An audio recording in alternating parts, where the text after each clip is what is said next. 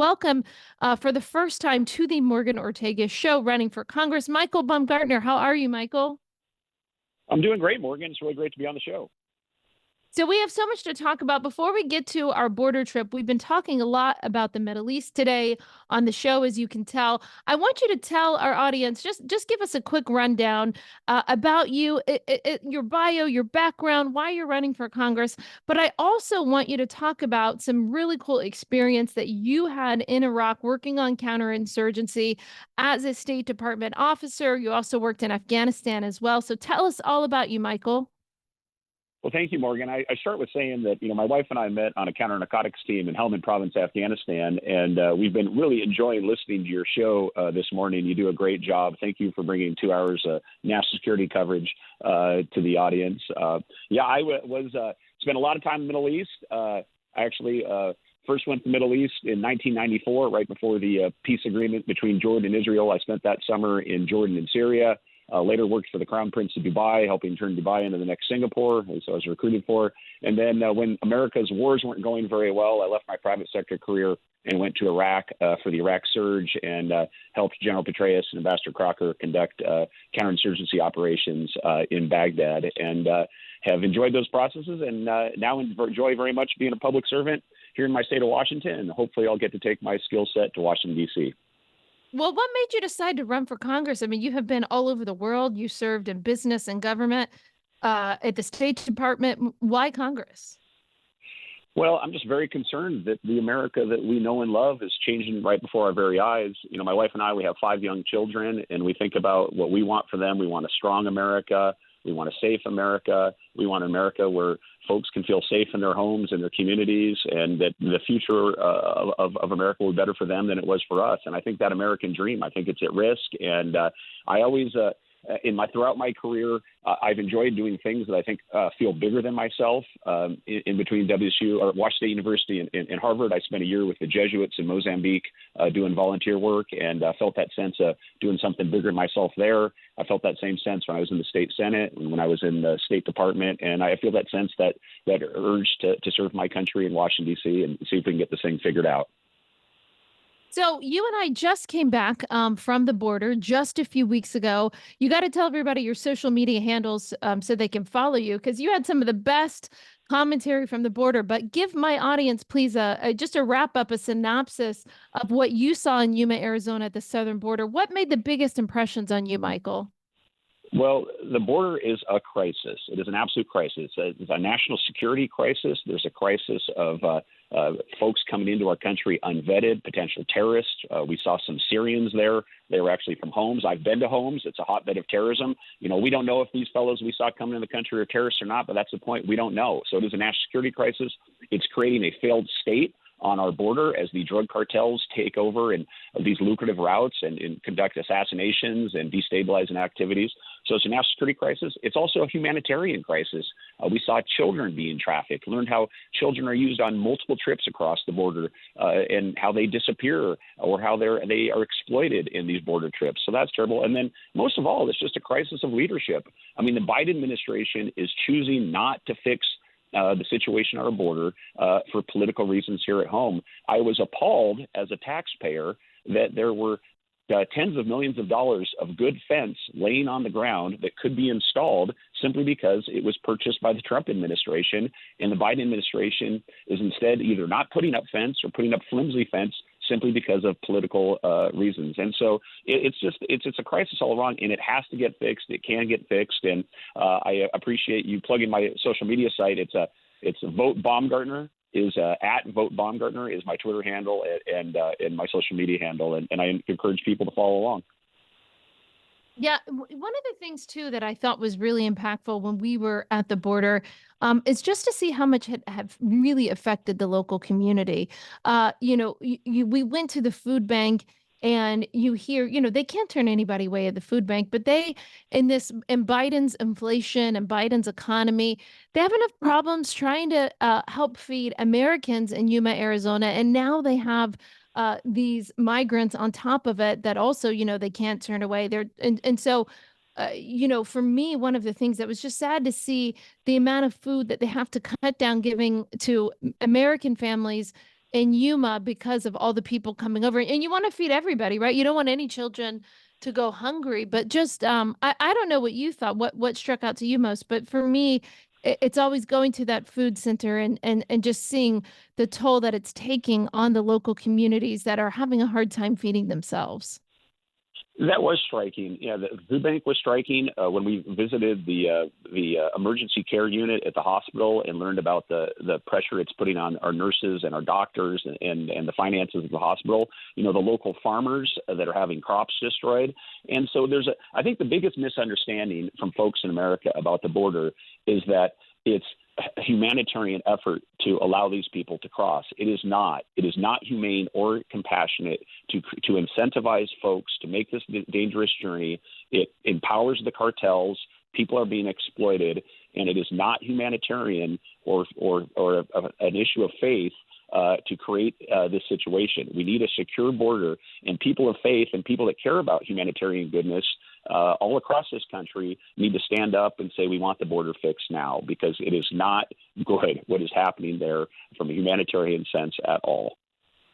Yeah, you're right. Well, listen, you also have traveled to Israel pretty extensively prior to October 7th yourself. I'm sure you just heard our interview with Prime Minister Benjamin Netanyahu that was filmed in Jerusalem earlier this week. But because also of your experience in the Middle East and your experience personally traveling to Israel, I want you to talk a little bit about the significance of the relationship between the United States and Israel. I think too often, Michael, people always see this as a relationship where Israel is dependent on us, but actually the relationship goes both ways. So I'd love to know, Michael, if you are elected to Congress, what will you do to support the state of Israel? And what's your personal experience with Israel, having traveled there quite a bit? Yeah, I've been to Israel 5 times, and it is absolutely certain that the world is stronger and more peaceful, and America is stronger and more peaceful with a strong Israel. And the reaction to these horrific attacks by Hamas shouldn't be confused. If there were a terrorist cell in Tijuana digging tunnels and firing rockets on a daily basis, the people of San Diego, the American people would stand up and say that's unacceptable, and we want those terrorists rooted out. We want those tunnels closed down, and we're not going to have daycares and kindergartens and people going off their daily life being subject to regular rocket attacks. I was a subject to regular rocket attacks when I was in Baghdad doing counterinsurgency, and I was there and I was single, and it wasn't fun. The idea that my family and my little kids would be subject to that on a regular basis, or that terrorists could infiltrate my home and rape and kill and kidnap people, it's just absolutely unacceptable. So, what I do and what I did in the military, what I did with the military as a civilian was counterinsurgency. And from a counterinsurgency basis, Hamas must be defeated. Gaza has to be rooted out. And so this is going to be a prolonged activity. It's not something that's going to be over in a quick fashion. And as a member of Congress, I will stand by Israel because it's in America's interest to do so, and the world is safer.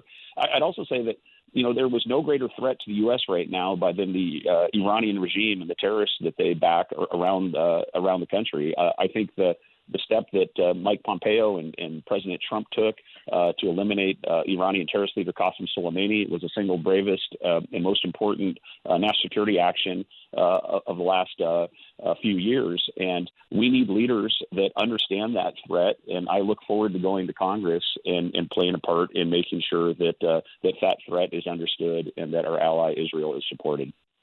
Yeah, Michael, I absolutely agree with you. One of the things as we talk about all of these national security issues, one of the things that I think about, Michael Baumgartner, is you're running for Congress where you live from Washington State, and Israel, Afghanistan, all these places that you've worked on, even the border.